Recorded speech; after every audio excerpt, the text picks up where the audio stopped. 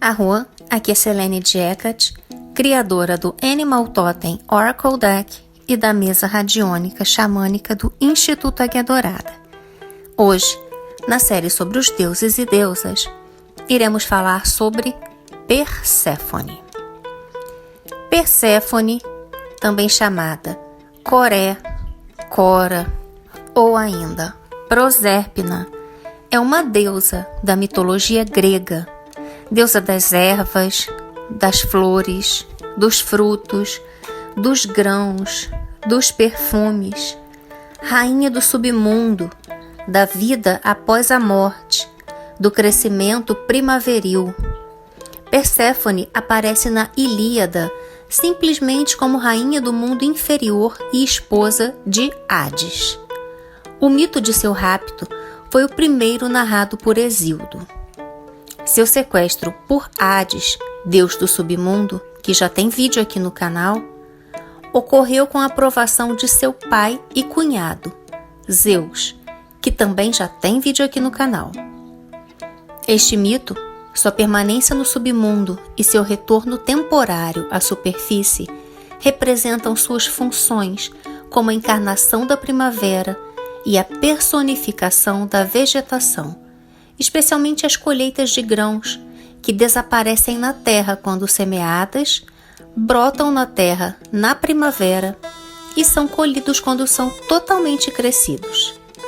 Em outros mitos, Perséfone aparece exclusivamente como rainha do submundo, recebendo visitas de Héracles e de Orfeu em sua corte.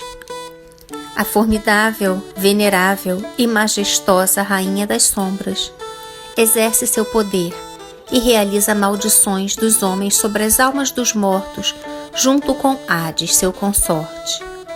Perséfone, como uma deusa da vegetação, e sua mãe, Deméter, eram as figuras centrais dos mistérios de Eleusis, que prometiam aos iniciados uma vida feliz após a morte. As origens de seu culto são incertas, mas baseava-se em antigos cultos agrários de comunidades agrícolas.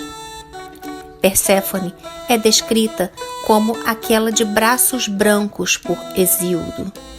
Na arte grega clássica, ela é invariavelmente retratada como uma jovem deusa, vestida, muitas vezes carregando um feixe de grãos e uma tocha flamejante. Ela pode aparecer como uma divindade mística, carregando um cetro e uma caixinha, mas ela foi representada principalmente no processo do sequestro por Hades. Às vezes, Perséfone era mostrada na companhia de sua mãe Deméter e do herói Triptolemos, o professor de agricultura. Outras vezes ela aparece entronizada ao lado de Hades. Nas obras de arte, Perséfone é vista com muita frequência. Ela carrega o caráter grave e severo de uma Juno infernal. Na mitologia e na literatura, Perséfone é frequentemente chamada de terrível. Esta tradição vem de sua fusão com a divindade quitônica muito antiga, Despoina, ou a Amante, cujo nome real não poderia ser revelado a ninguém, exceto aqueles iniciados em seus mistérios. Nos épicos de Homero, Perséfone aparece sempre junto de Hades e no submundo, aparentemente compartilhando com ele o controle sobre os mortos. Na Odisseia de Homero, Odisseu encontra a terrível Perséfone no Tártaro, quando visita sua mãe morta. Ulisses sacrifica um carneiro à deusa quitônica Perséfone e aos fantasmas dos mortos que bebem o sangue do animal sacrificado. Bosques sagrados para ela ficavam na extremidade ocidental da terra, nas fronteiras do mundo inferior, que era chamada de a Casa de Perséfone. Seu mito central serviu de contexto para os ritos secretos de regeneração em Eleusis, que prometiam imortalidade aos iniciados. De acordo com a tradição grega, uma deusa da caça precedeu a deusa da colheita. Na Arcádia, Deméter e Perséfone eram frequentemente chamadas de Despoina ou as amantes. Elas são ambas grandes deusas dos cultos arcadianos e, evidentemente, provêm de uma religião mais primitiva. Poseidon, o deus grego, provavelmente substituiu o companheiro, ou paredros, da grande deusa minoica nos mistérios da Arcádia. No mito arcadiano, enquanto Deméter estava procurando pela Perséfone sequestrada, ela chamou a atenção de seu irmão mais novo, Poseidon. Deméter se transformou em uma égua para escapar dele, porém Poseidon se transformou em um garanhão para persegui-la. Ele a alcançou e a estuprou. Depois, Deméter deu à luz o cavalo falante Arion e a deusa Despoina, a Senhora, uma deusa dos mistérios da Arcádia. Seu nome nome de Perséfone, é comumente derivado de Ferein Phonon, ou trazer, ou a causa-morte, e a forma Perséfone ocorre primeiro na Teogonia de Hesíodo, sendo a forma homérica Persefoneia.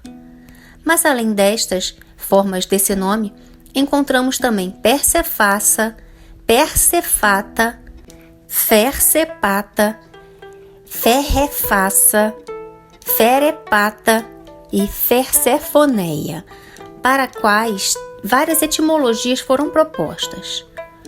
O latim prosérpina, que provavelmente é apenas uma corruptela do grego, foi erroneamente derivado pelos romanos de proserpere, ou atirar. Na Arcádia, ela foi adorada com o nome de Despoina e chamada de filha de Poseidon, Hípios e Deméter, e disse ter sido criada pelo titã Anitus. Como rainha das sombras, Perséfone é chamada por escritores posteriores de Juno Inferna, Auerna e Estígia. Ela foi identificada pelos romanos como a deusa itálica Libera, que foi confundida com Prosérpina. Mitos semelhantes à descida de Perséfone e retorno à Terra também aparecem nos cultos de deuses masculinos, incluindo Átis, Adonis e Osíris, e na Creta minoica. Em uma inscrição grega micênica linear B, em uma tabuleta encontrada em Pilos, tratada do ano 1400 a 1200 antes da Era Comum, John Chadwick reconstruiu o nome de uma deusa, Presua, que poderia ser identificada com Perse, filha de Oceanos, e considerada especulativa a identificação posterior com o primeiro elemento de Perséfone.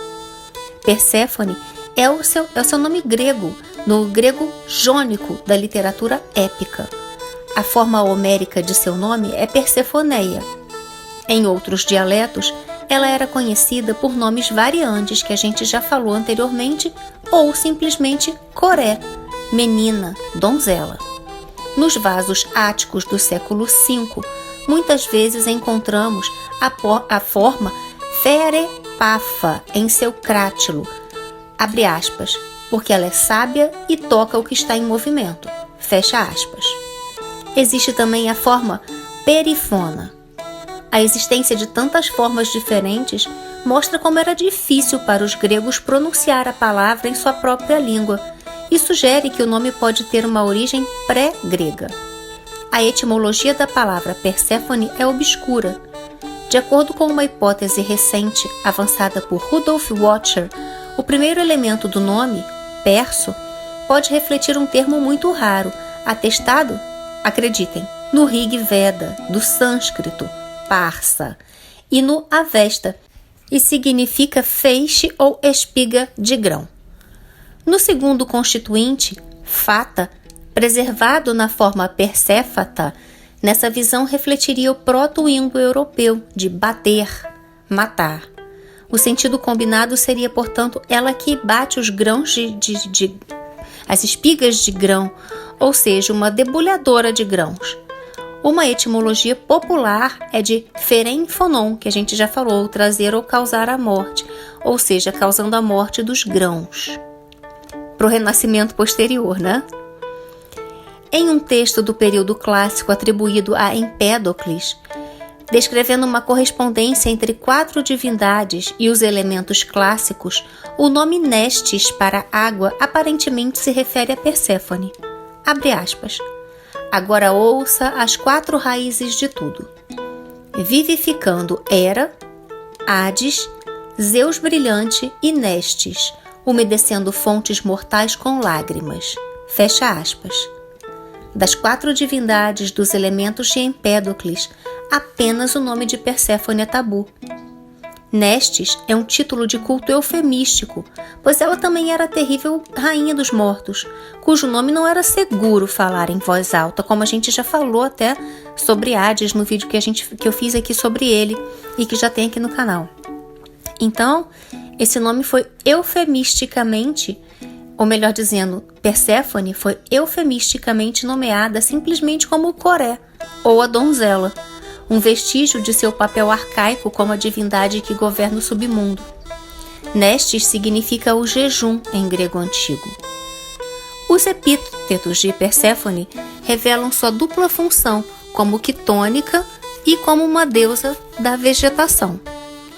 Os seus epítetos dados a ela por poetas referem-se à sua personagem como rainha do mundo inferior e dos mortos, ou seu significado simbólico do poder que brota e se retira para a terra.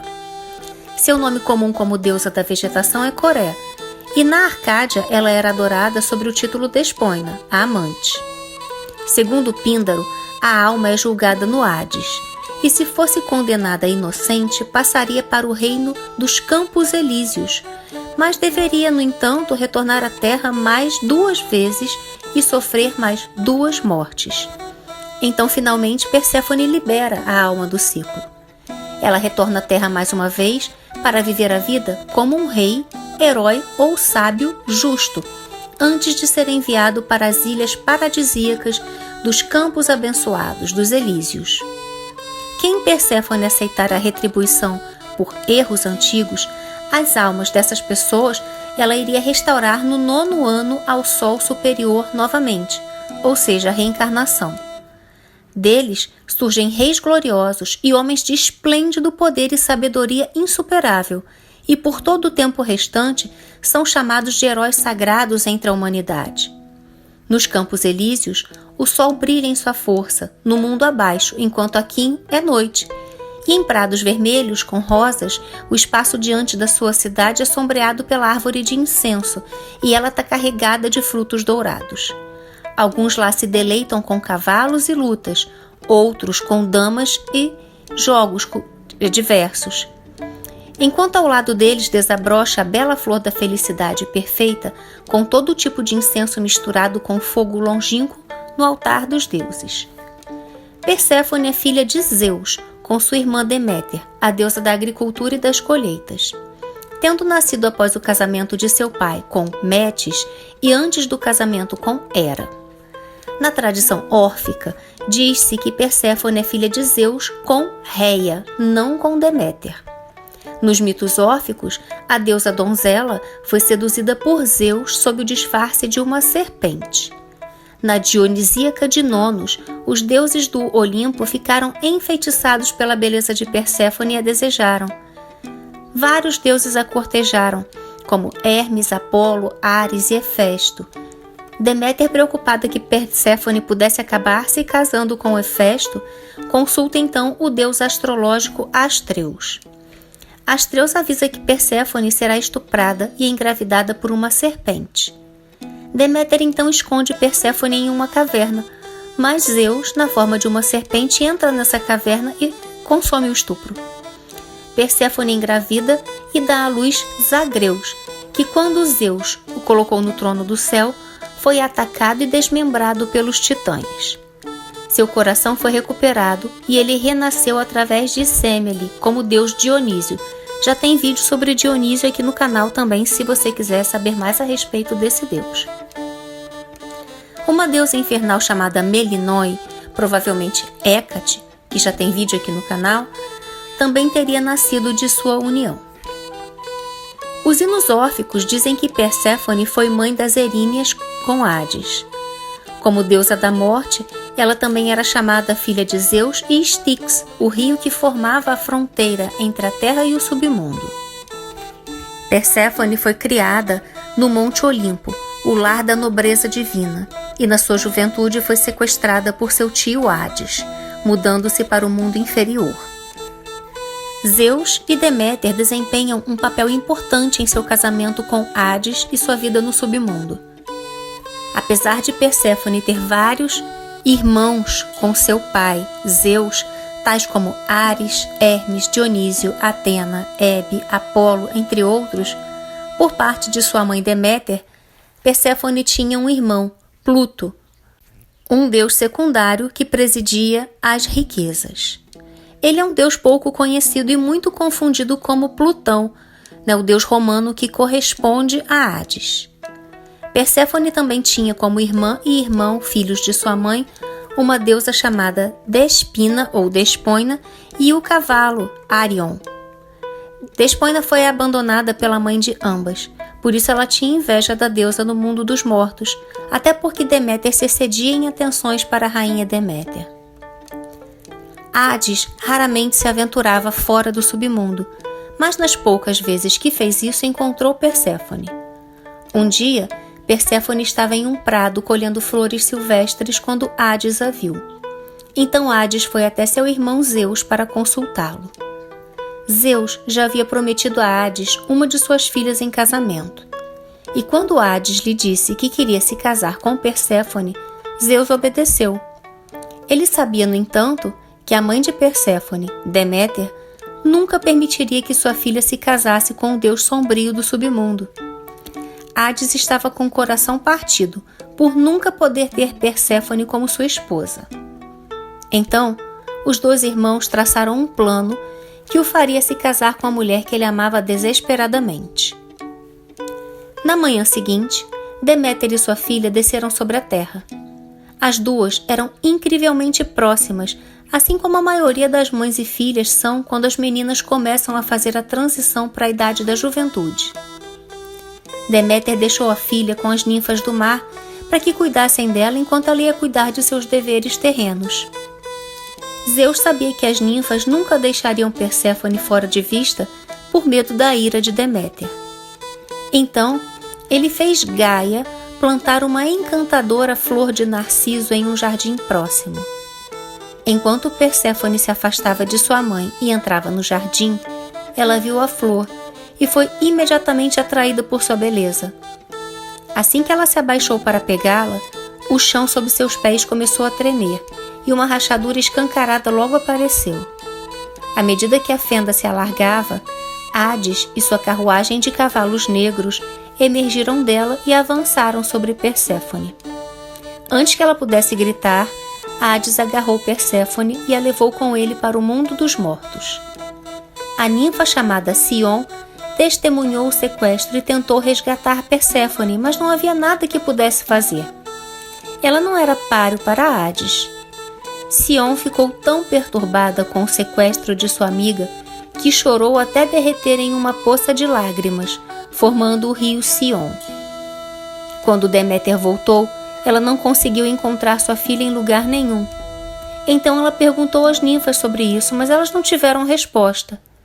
Deméter ficou furiosa, porque elas não protegeram sua filha como deveriam.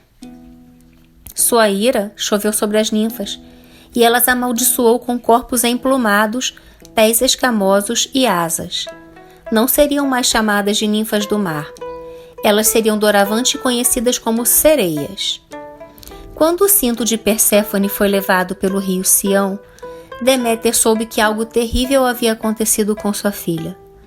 Ela vagou pela terra durante dias a fio, enlouquecida pelo desaparecimento de sua amada filha. Ela procurou sem parar, negligenciando seus deveres de cuidar da terra para nutrir os mortais. Deméter se desesperou com o desaparecimento de sua filha e a procurou por todo o mundo, acompanhada pela deusa Hécate, portando tochas. Deméter prometeu que não acabaria com a fome até que sua filha fosse devolvida a ela. As plantas murcharam, os animais morreram e a fome devastou a terra, resultando em uma miséria incalculável. Os gritos dos mortais chegaram até o Monte Olimpo, e Zeus sabia que precisava intervir para acalmar a ira de Deméter e poupar a humanidade. A raiva de Deméter pelo sequestro obrigou Zeus a pedir a Hades que enviasse Perséfone, ou Coré, de volta. Zeus enviou Hermes até o submundo para trazer Perséfone de volta para sua mãe. Ao chegar lá, ficou surpreso com o que encontrou. Ao invés de encontrar uma donzela triste e aflita, Hermes foi recebido por uma rainha radiante. Durante seu tempo lá, Hades construiu belos jardins para Perséfone. Ele a tratou com respeito e compaixão, e ela inevitavelmente começou a se apaixonar por ele. Ela viu um lado dele que ela nunca tinha visto antes, e abraçou seu novo lar, ajudando os espíritos dos mortos a fazer a travessia. Quando Hermes solicitou seu retorno, Perséfone ficou em dúvida. Por um lado, ela amava Hades e queria ficar com ele, mas por outro, ela amava e sentia muita falta de sua mãe. Hades estava apavorado que ela fosse apresentada com a escolha de ficarem com ele ou voltar para sua mãe. Ele achou que poderia perder. Então presenteou Perséfone com 6 sementes de romã para que ela comesse, e ela o fez. Na mitologia grega, acreditava-se que se alguém comesse comida dada por seu captor, nem sempre a pessoa retornaria. E também tem outro mito, em que comer qualquer coisa no submundo, a pessoa ficaria retida por lá.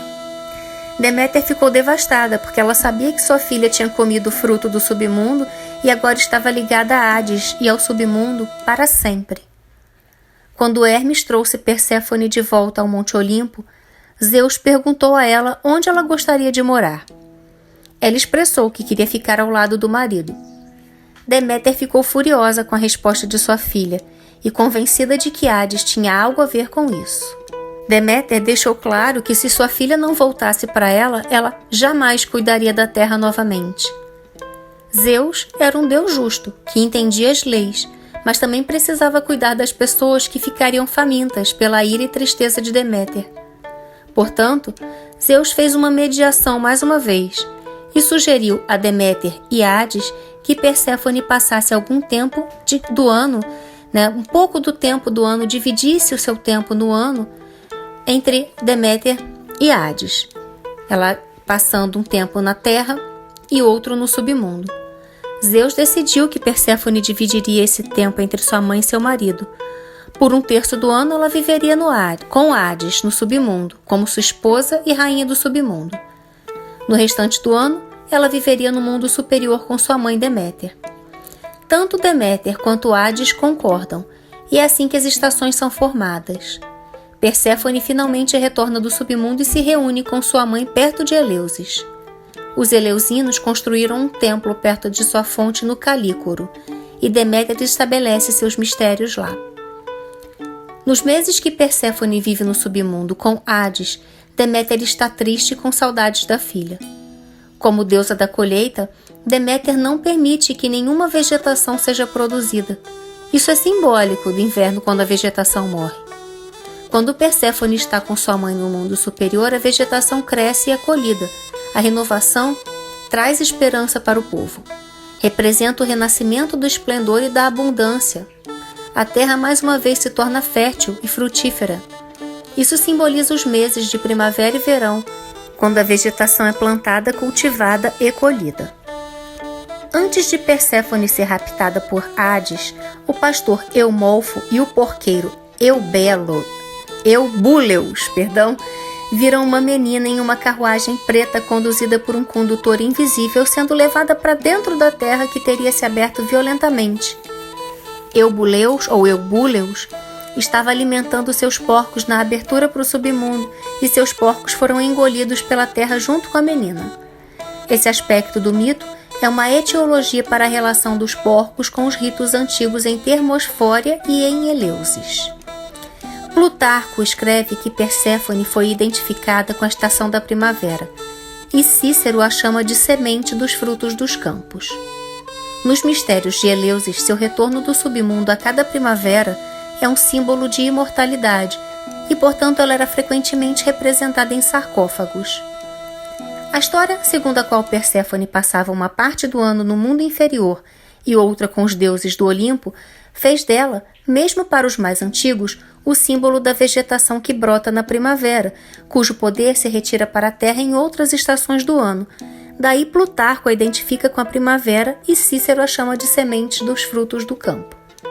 Nos mistérios de Eleusis, o retorno de Coré do mundo inferior era considerado o símbolo de imortalidade e, portanto, ela era frequentemente representada em sarcófagos.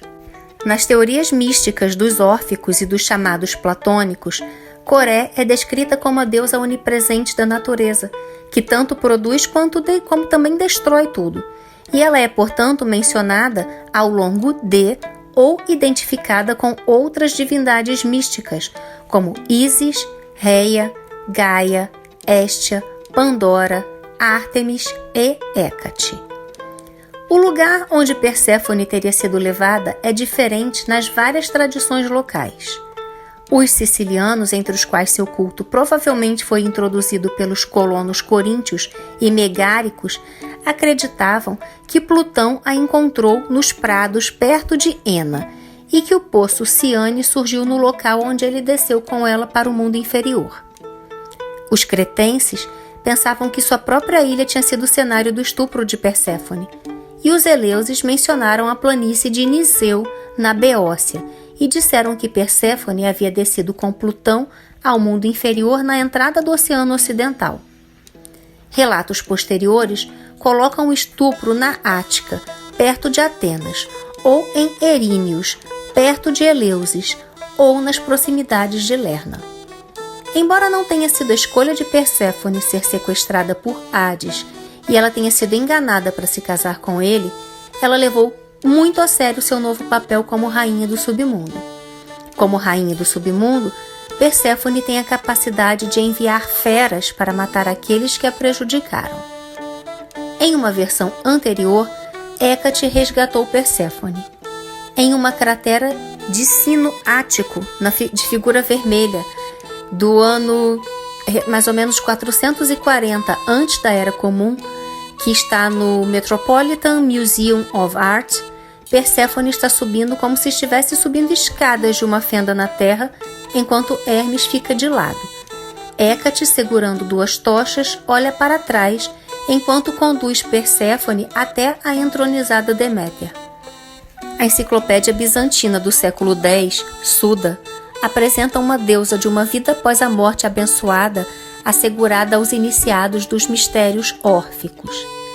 Afirma-se que esta Macária é filha de Hades, mas nenhuma mãe é mencionada. Evidências tanto dos hinos órficos quanto das folhas de ouro órficas demonstram que Perséfone era uma das divindades mais importantes adoradas no orfismo. Na religião órfica, folhas de ouro com versos destinados a ajudar o falecido a entrar em uma vida após a morte ideal, eram frequentemente enterradas com os mortos. Perséfone é mencionada com frequência nessas tabuletas, junto com Deméter e Euclês, que pode ser um outro nome para Plutão ou Hades. O destino ideal da vida após a morte pelos quais os devotos lutam é descrito nessas folhas como prados e bosques sagrados a Perséfone. Outras folhas de ouro descrevem o papel de Perséfone em receber e abrigar o morto, em linhas como, abre aspas, mergulhei sob o colpos, uma porção de um péplus dobrado sobre o cinto, da senhora, a senhora Quitônia, fecha aspas. Uma imagem evocativa de uma criança escondida sob o avental de sua mãe.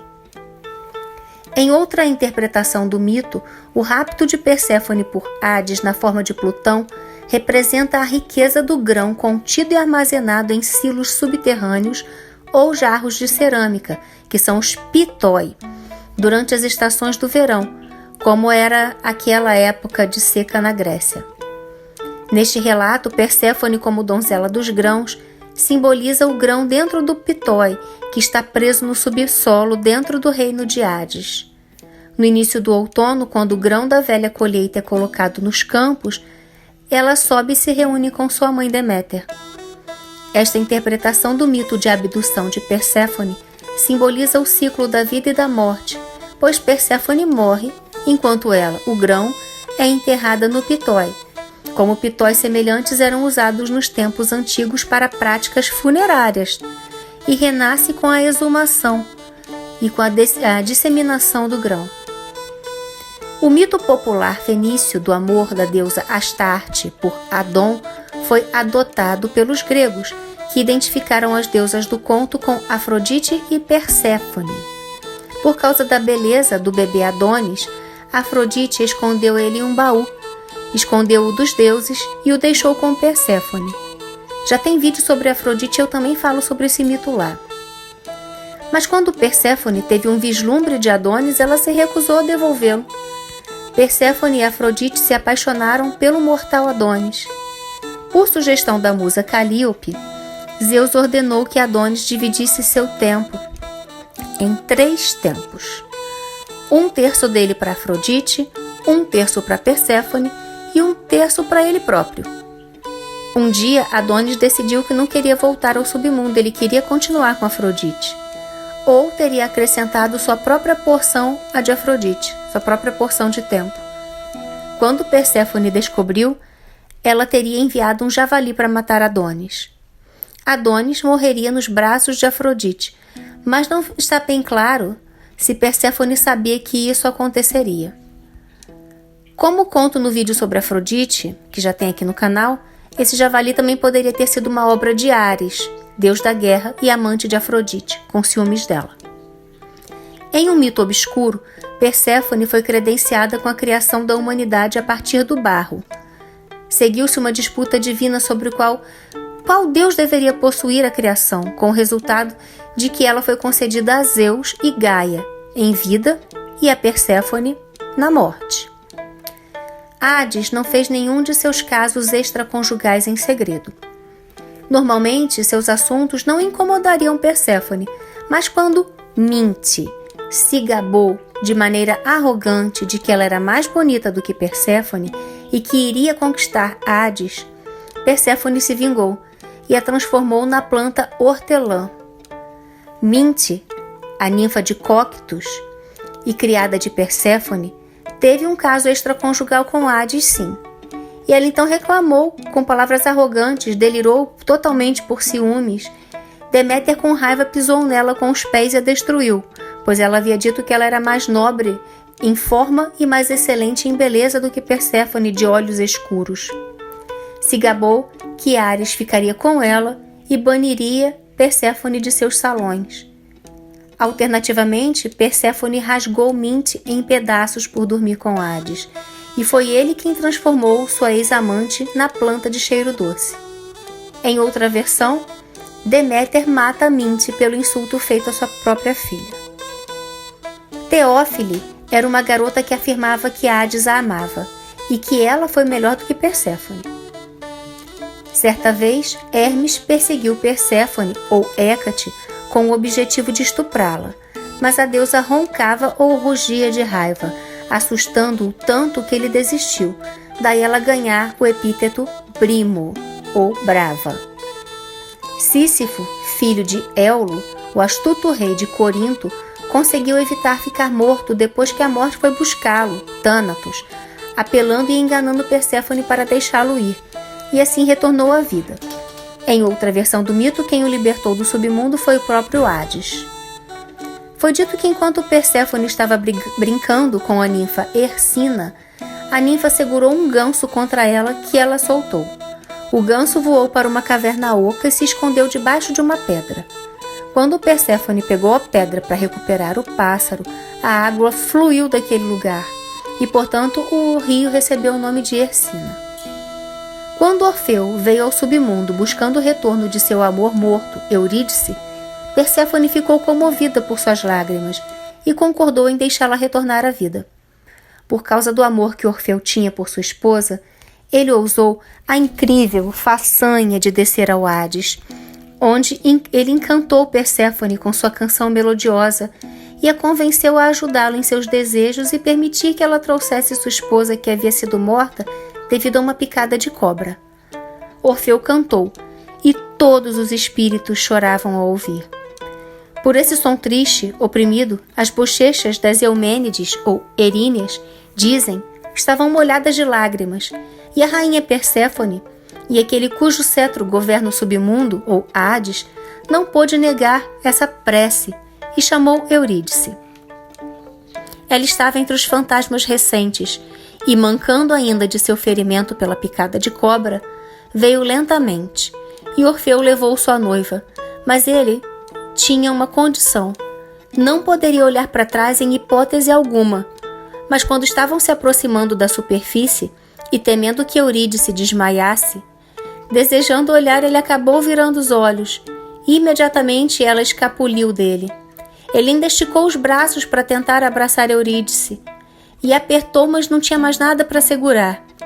E Eurídice morreu de novo, não se queixou, deu um leve adeus e retornou à terra dos espíritos de onde veio. A dupla morte de Eurídice roubou o juízo de Orfeu. Ele ansiava, implorava em vão. Ele queria cruzar novamente a corrente do rio Estige, e o barqueiro Caronte o repeliu. Mesmo assim, durante 7 dias ele se sentou à margem, desleixado, jejuando, cheio de angústia, tristeza, e amaldiçoou a crueldade de Erebus. Apolo obteve das Moiras um privilégio para o rei Admetus, pelo qual, quando chegasse a hora que ele morresse, ele seria libertado da morte se alguém se oferecesse para morrer em seu lugar, e sua esposa Alcestis morreu por ele. Coré, porém, a mandou de volta, ou, segundo alguns, Heracles lutou contra Hades e a trouxe de volta para o rei Admetus. O rei Píritus, dos Lapites, procurou sequestrar a deusa Perséfone do submundo para ser sua noiva. Ele foi, no entanto, capturado pelos deuses infernais e submetido a um tormento eterno. Teseu e Píritus concordaram um com o outro de se casar com as filhas de Zeus. Então Teseu, com a ajuda do outro, sequestrou Helena de Troia, com 12 anos de idade, de Esparta, e desceu ao reino do Hades para cortejar Perséfone para Píritus. Teseu, chegando no reino de Hades, junto com Píritus, foi completamente enganado, pois Hades, sob o pretexto de hospitalidade, os fez sentar-se primeiro no trono do esquecimento, o trono de Létis. Seus corpos cresceram nele e foram presos pelos anéis da serpente. Píritus permaneceu lá eternamente, mas Heracles conseguiu levar Teseu de volta. Quando Heracles se aproximou dos portões do reino do Hades, em sua busca para buscar o cão de 3 cabeças Kerberos, ele se deparou com Teseu junto com Píritus, que tinha cortejado Perséfone, Então, quando eles viram Heracles, eles estenderam as mãos como se para levantar com a ajuda de sua força. E Heracles, de fato, puxou Teseu pela mão, mas quando quis levantar Píritus, a terra tremeu e ele acabou soltando. Quando Heracles veio ao submundo em busca de Kerberos, o cão do Hades, Perséfone o recebeu como um irmão e permitiu que ele levasse o cão, além de libertar Teseu de suas amarras. Heracles aproximou-se dos portões do reino do Hades e, então desejando suprir as almas com sangue, ele abateu um dos gados do Hades. Seu guardião Menoetes, filho de Queutônimos, desafiou Heracles para uma luta livre. Heracles abraçou seu torso e quebrou suas costelas, mas o colocou no chão a pedido de Perséfone. Heracles perguntou a Hades por Kerberos, e foi-lhe dito que pegasse o cão se pudesse dominá-lo sem usar nenhuma das armas que ele tinha levado. Ele conseguiu esse favor de Perséfone e recebeu o cão Kerberos acorrentado, o levou para espanto de todos e exibiu aos homens. Ou Kerberos teria sido vencido pela clava de Heracles, cedeu com suas ameaças e, esgotado com a luta, abaixou todas as suas 3 cabeças, cedendo a guarda de sua caverna. Ambos os governantes, Hades e Perséfone, estremecem em seu trono e pedem para levar o cão embora. Certa vez, Hades e Perséfone infligiram a Tebas uma praga mortal, provavelmente como punição pela recusa do rei Creon em permitir o enterro dos guerreiros mortos do exército dos 7 contra Tebas. Quando a donzela Coronides se sacrificou para apaziguar os deuses, eles tiveram pena e a transformaram em um par de cometas. Quando a peste tomou a Aônia, a terra de Tebas, na Boiótia, muitos morreram. Foram enviados oficiais para consultar o oráculo de Apolo. O deus respondeu que eles deveriam fazer um apelo aos 2 deuses do submundo, Hades e Perséfone.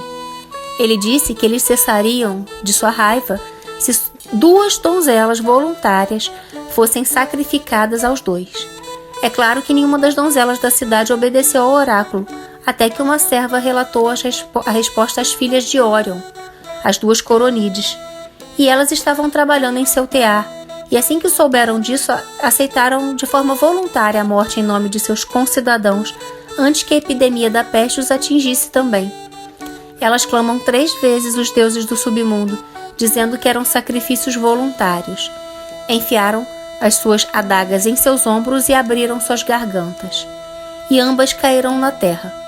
Perséfone e Hades tiveram pena das donzelas e fizeram seus corpos desaparecer, elevando-as da terra como corpos celestes. Quando apareceram, foram levadas para o céu e os homens as chamavam de cometas. Meropes de Cós tinha uma esposa, Efêmia, da raça das ninfas, que foi cravada com as flechas de Ártemis quando ela deixou de adorá-la. Por fim, ela foi arrebatada viva por Prosérpina, por Perséfone, para a terra dos mortos.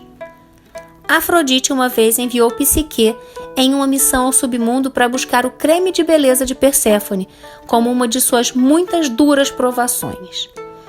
Uma torre falante aconselha Psique sobre como chegar a Perséfone no submundo, avisando que Kerberos mantém guarda constante antes do limiar do salão escuro de Perséfone, protegendo a morada deserta de Hades, e ainda deu a dica de desarmá-lo oferecendo um bolo. Ao encontrar Perséfone, ela iria recebê-la de maneira cordial e gentil e tentaria induzi-la a sentar-se em um assento acolchoado ao lado dela e desfrutar de uma rica refeição. Mas Psique deveria se acomodar no chão, pedir o pão e comê-lo, após isso dizer a ela por que foi até lá.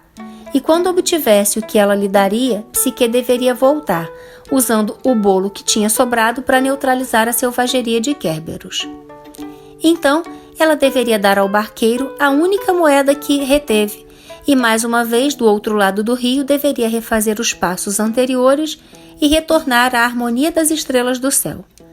Em hipótese alguma, deveria abrir ou intrometer-se na caixa que teria que carregar. Psique seguiu as instruções da torre, chegou até Perséfone, relatou sua missão que Afrodite tinha dado, e a caixinha foi imediatamente preenchida e fechada fora de sua vista, e Psique a pegou.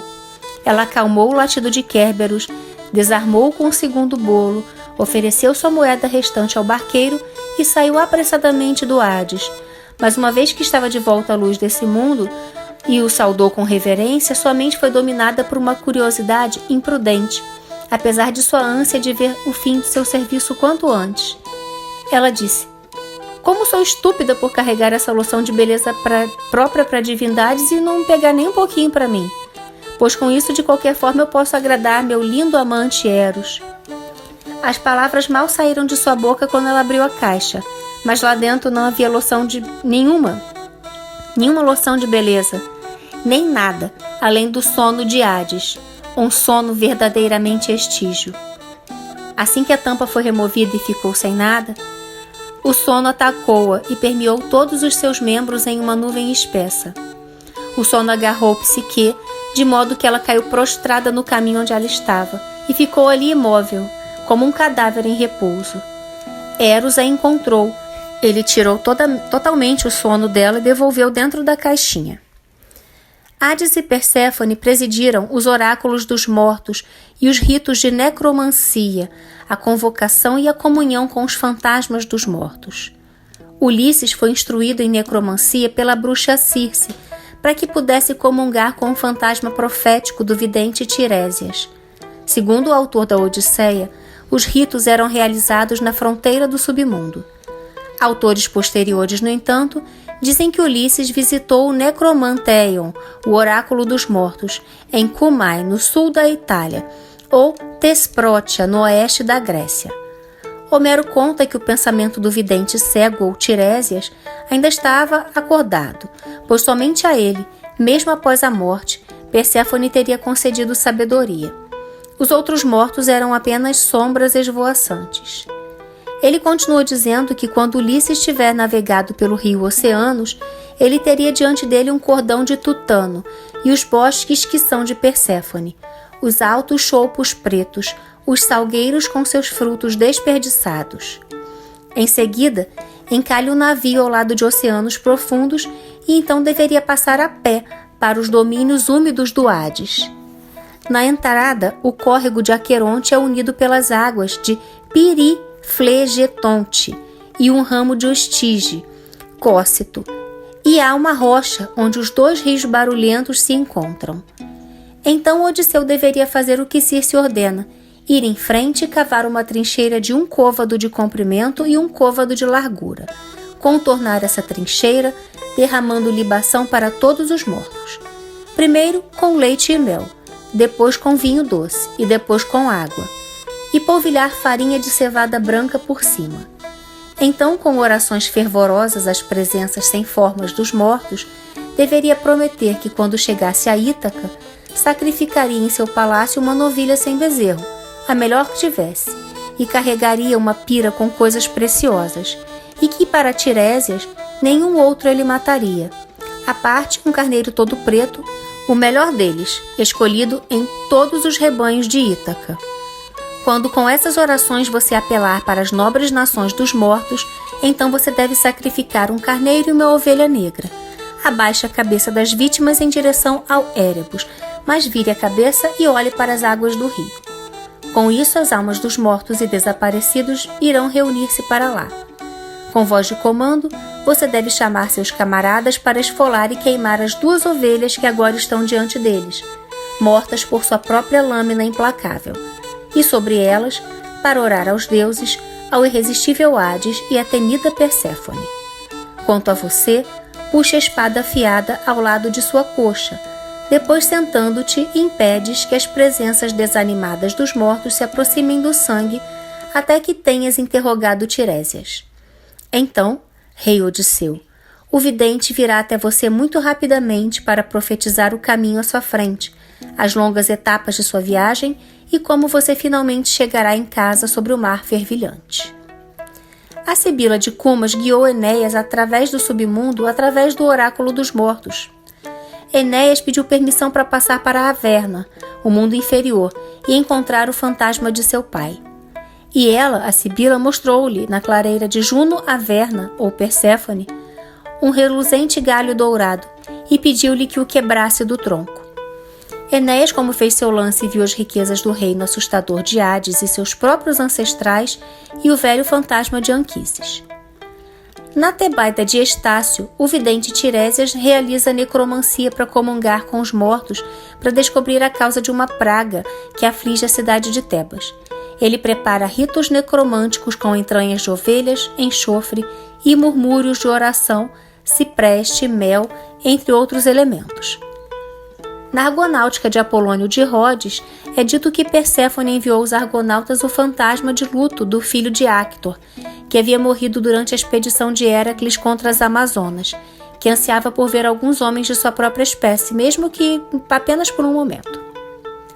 Bruxas como Medeia eram praticantes da necromancia. Medeia emprega magia quitônica em um feitiço para restaurar a juventude de Aéson, conforme relatado na Metamorfose de Ovídio. Altar direito para Hécate, esquerdo para Hebe, imolação de uma ovelha negra com sangue derramado em uma cova na terra, depois vinho, depois leite, entoando palavras mágicas e entoando várias divindades quitônicas, incluindo Perséfone e Hades. Ela então aplicou a poção no corpo de Aéson e ele teria acordado e maravilhou-se ao ver seu auge restaurado de 40 anos antes. Entre rituais atribuídos a Perséfone, cita-se que ninguém poderia morrer sem que a rainha do mundo dos mortos lhe cortasse o fio de cabelo que o ligava à vida. O culto a Perséfone foi muito desenvolvido na Sicília. Ela presidia os funerais. Os amigos ou parentes do morto cortavam os cabelos e os jogavam numa fogueira em honra à deusa infernal. A ela eram imolados cães e os gregos acreditavam que Perséfone fazia reencontrar objetos perdidos. O oráculo dos mortos, o Necromanteion, em Thesprotia, era um santuário sagrado para os deuses do submundo Hades e Perséfone. Os oráculos dos daimones, Anfiaraus e Profônios, na Boiótia, também eram necromânticos. Em Locri, uma cidade da Magna Grécia situada no Mar Jônico, na Calábria, uma região do sul da Itália, Perséfone era adorada como protetora do casamento e do parto, papel geralmente assumido por Hera. Na iconografia das placas votivas em Locri, seu rapto e casamento com Hades serviram como emblema do estado conjugal. As crianças em Locri eram dedicadas a Perséfone ou Prosérpina, e as donzelas prestes a se casar traziam seus pétalos para serem abençoados. Perséfone era comumente adorada junto com Deméter e com os mesmos mistérios, como por exemplo com Deméter Cabeira na Beócia. Sua adoração é ainda mencionada em Tebas, que Zeus teria dado a ela como um reconhecimento por um favor que ela havia concedido a ele. Da mesma maneira, foi dito que a Sicília foi dada a ela em seu casamento, e 2 festivais eram celebrados em sua homenagem na ilha, uma na época da semeadura e outro na época da colheita. Os mistérios de Eleusis pertenciam a Deméter e a Prosérpina, ou Perséfone, Coré, em comum. Somente a ela foram dedicados os mistérios celebrados em Atenas, no mês de Antesterion. Os templos de Perséfone são mencionados em Corinto, Mégara, Esparta e em Locri. Seus festivais: os grandes mistérios de Eleusis, Esquira, Stênia, Tesmofória. Em Atenas, os mistérios celebrados no mês de Antesterion eram dedicados a Perséfone e haviam cultos locais de Deméter e Perséfone na Grécia, Ásia Menor, Sicília, Magna Grécia e Líbia. Perséfone era cultuada com sua mãe nos mesmos mistérios. Seus cultos incluíam magia agrária, dança e rituais. Os seus sacerdotes usavam vasos especiais e símbolos sagrados, e o povo participava com rimas. Em Eleusis, há evidências de leis sagradas e outras inscrições. O culto de Deméter e da donzela Perséfone é encontrado na Ática, nos principais festivais, Tesmofória e Mistérios de Eleusis, e em vários cultos locais. Essas festas eram quase sempre celebradas na semeadura do outono e na lua cheia, de acordo com a tradição grega.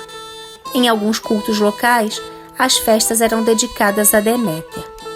O mito de uma deusa sendo abduzida e levada para o submundo é provavelmente de origem pré-grega.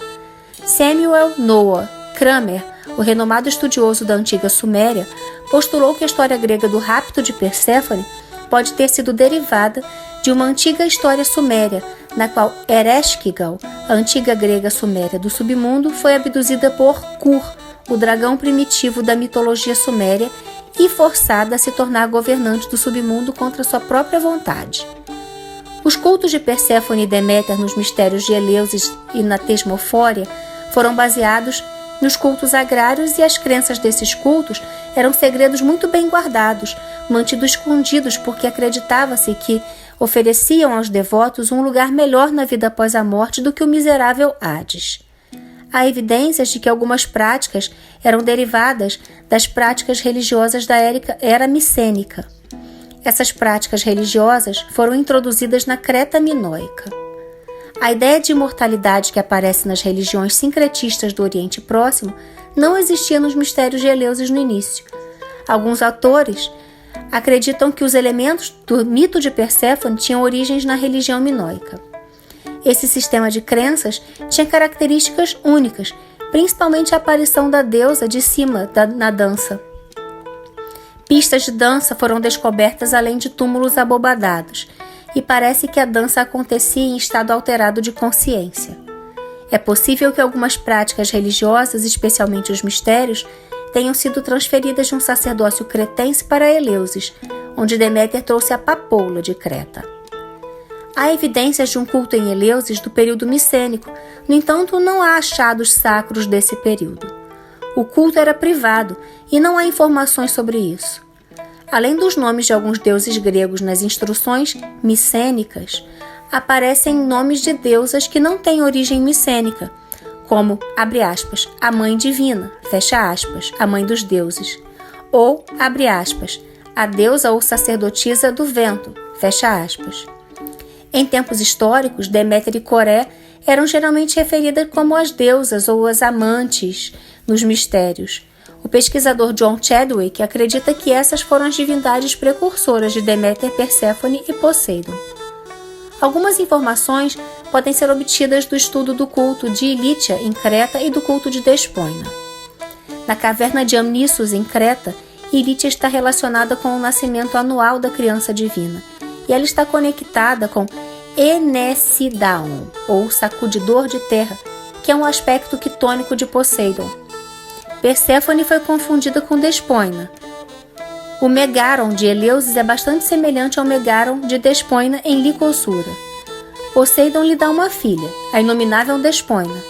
Poseidon aparece como um cavalo, como geralmente acontece no folclore do norte da Europa. A deusa da natureza e seu companheiro sobreviveram no culto de Eleusis, onde as palavras poderosa Pótnia deu à luz um grande sol. Em Eleusis havia um ritual, uma criança era iniciada na lareira. Da lareira, melhor dizendo. O nome Paz, a criança divina, aparece em inscrições micênicas. Perséfone e Deméter estavam intimamente ligadas a Tesmofória, um festival grego amplamente difundido de rituais secretos somente para mulheres. Esses rituais, que eram realizados no mês de Pianepson, comemoravam o casamento e a fertilidade, bem como o rapto e o retorno de Perséfone. Eles também estavam envolvidos nos mistérios de Eleusis, uma festa celebrada na semeadura do outono, na cidade de Eleusis. As inscrições referem-se às deusas acompanhadas pelo deus agrícola Triptolemos, provavelmente filho de Gaia e Oceanos, e o deus e a deusa, Perséfone e Plutão, acompanhados de Eubúleus, que provavelmente liderou o caminho de volta ao submundo. A história de Deméter e Perséfone fala da profunda conexão que uma mãe compartilha com sua filha, mas também conta a história de uma jovem que atinge a maioridade e se apaixona pelos mistérios, pelo desconhecido, pela sombra. Esse mito representa o desvanecimento da inocência quando uma jovem traça seu caminho para a maturidade, para forjar o seu destino, para se desligar da proteção materna, para o desânimo de sua mãe ferozmente protetora. Esse mito é uma inspiração para que possamos aprender a lidar com as diferentes estações de nossas vidas. É uma história sobre amor, relacionamentos, laços familiares, luto, perda e também uma renovação de esperança. Quanto às deusas relacionadas? Bem, na religião dos órficos e dos platônicos, Coré é descrita como a deusa onipresente da natureza, que tanto produz quanto destrói tudo. Então ela pode ser mencionada junto ou identificada com outras divindades como Ísis, Reia, Gaia, Hestia, Pandora, Ártemis e Hécate. Os romanos ouviram falar dela pela primeira vez nas cidades eólias e dóricas da Magna Grécia, que usavam a variante dialetal Prosérpina. Por isso, na mitologia romana, ela foi chamada de Prosérpina, um nome erroneamente derivado pelos romanos de proserpere, ou atirar, e como tal tornou-se uma figura emblemática do Renascimento. Em 205 a.C., Roma identificou originalmente Prosérpina com a deusa itálica local Libera, que junto com Líber estava intimamente associada à deusa romana dos grãos Ceres, considerada equivalente a Deméter grega. O autor romano Gaio Július Higinos também considerou Prosérpina equivalente à deusa cretense Ariadne, que era noiva do equivalente grego de Líber, Dionísio. Quanto aos símbolos de Deméter, temos a tocha, Eleusina, feixes de trigo, coroa, talos de grãos. Seus animais sagrados são a coruja do mato, ou Megascopes, o porco e a abelha. Serpentes também podem estar associadas a esta deusa. Suas plantas sagradas são o trigo, a romã, o narciso, a papoula, o chopo negro, a menta, o asfódalo. O asfódalo é uma planta bulbosa com folhas longas e um caule comestível, e sua semente, quando torrada, e a raiz cortada com figos alcançam preço alto. Ele é sagrado para Perséfone e outras divindades do submundo. As sombras dos mortos vagavam pelos campos de asfódalos no submundo. Era uma planta monótona, de um cinza fantasmagórico, comestível, mas extremamente sem graça. Suas ofertas, além do asfódalo, que a gente acabou de falar, da menta, enfim, do trigo, da romã, do narciso, da papoula, a gente pode oferecer a ela o álamo, salgueiro, chás de plantas como alecrim e sálvia, além das abelhas, do mel, do vinho, rosas vermelhas e cristais, né? Já que a gente está falando de uma deusa quitônica, você também pode oferecer cristais a essa deusa, porque todos eles estão embaixo da terra. Além de grãos, bastante grãos, flores, narciso, enfim. Seus epítetos: Agne, pura, Averna, do submundo, é romano esse epíteto. Cure, que é o equivalente a Coré, romano. Deira significa sábia. Coré, que significa donzela. Despoina, mestra. Epaine, impressionante. Épene, temível, melhor dizendo. Agne, sagrada. Juno, inferna, a rainha infernal, como se fosse a Hera infernal, romano. Carpoforos, que traz os frutos. Coré, donzela. Quitônia, do submundo. Léptina, destruidora. Megalateia, grande deusa. Melíndia ou Melinóia, como consorte de Hades em Hermione. Neotera, a mais jovem, em Eleusa. Praxidique, executora da justiça. Protógona, primogênita. Soteira, salvadora. Estígia, do Estige, é um epíteto romano. Deméter e sua filha Perséfone eram muitas vezes distinguidas como as mais velhas e as mais jovens em Eleusis, e eram muitas vezes chamadas de Deméteres em Rhodes e Esparta. As Temoforoi, as legisladoras na Tesmofória, as grandes deusas na Arcádia, as amantes da Arcádia, Carcoforoi, as portadoras de frutas em Tegeia na Arcádia. Bem, todo o material que foi utilizado para pesquisa, para fazer esse vídeo para vocês, está relacionado aqui na descrição do vídeo. Então você pode ir ali e buscar além do que eu estou trazendo e também para poder saber como é que escreve cada coisa aqui que eu estou falando, tá? A oração que eu vou colocar aqui para vocês, o hino órfico 29 a Perséfone, também está aqui nessa relação de links que eu estou deixando aqui no vídeo. Então vamos lá, para finalizar. Oração. Hino órfico 29 a Perséfone. Perséfone, abençoada filha do grande Zeus, filha única de Deméter, venha e aceite esse gracioso sacrifício.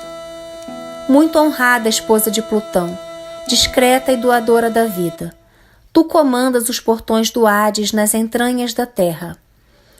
Praxidique, justiça exata, amavelmente trançada, pura flor de Del, mãe das fúrias, rainha do mundo inferior, a quem Zeus gerou em união clandestina. Mãe do Eubólios, que tem várias formas e que ruge alto. Radiante e luminosa companheira de recreação das estações. Augusta, toda poderosa, rica donzela em frutos, brilhante e de cornos. Só tu és a amada dos mortais. Na primavera, tu rejubilaste nas brisas das campinas e mostras tua figura sagrada nos brotos e frutos verdes. Foste feita esposa de um raptor no outono, e apenas tu és vida e morte para os mortais que labutam. Ó Perséfone, pois tu sempre nutres tudo e matas tudo também. Escutai, ó abençoada deusa, e enviai os frutos da terra. Tu que floresces em paz, em saúde, de mão suave, e em uma vida de fartura transportas pelo ar a velha idade em conforto até o teu reino, ó rainha, e para o reino do poderoso Plutão. Bem, aqui eu termino esse vídeo. Eu quero que você deixe aqui seu comentário, conta se você cultua Perséfone, se você já conhecia essa deusa, né? O que você achou da deusa se você não conhecia. Se você gostou, deixa aqui o seu like para fortalecer o vídeo para que ele chegue a mais pessoas e compartilha com seus amigos. Se Se você ainda não está inscrito no canal, eu te convido a se inscrever agora e ativar o sininho para não perder nenhuma das notificações. Te aguardo no próximo vídeo. Mitakuye Oyasin, eu honro todas as nossas relações.